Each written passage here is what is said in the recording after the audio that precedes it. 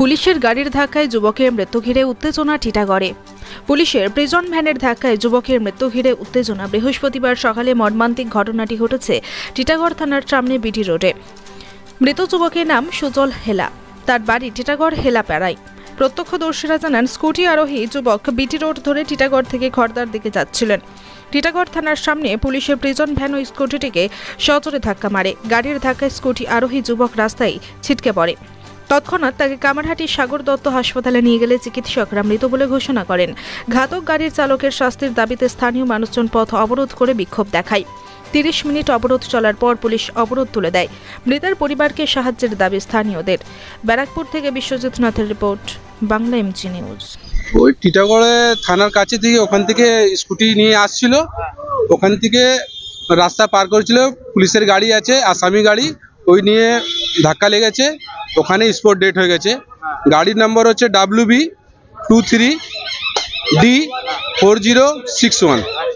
ছেলের নাম আছে সুজল হেলা। কত বছর বয়স ওর অনুমানের বয়স 70। আপনি কি ছিলেন স্পটে?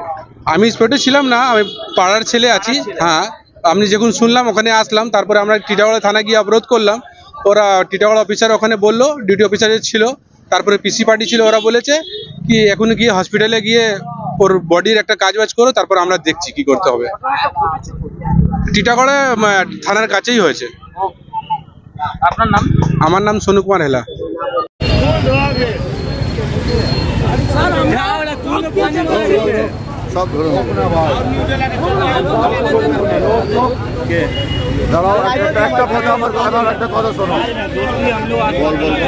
ড্রাইভারকে ভেতরে তুলে দিয়েছে, ঢুকিয়ে দিয়েছে।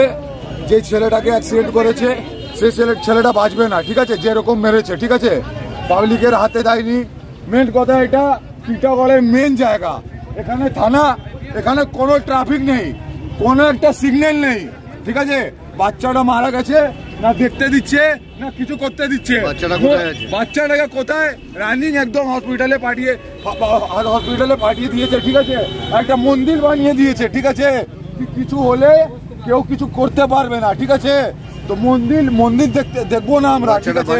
বাচ্চাটা বাড়ি আমাদের সরজ গেটের সামনে হেলাপাড়াতে, ঠিক আছে।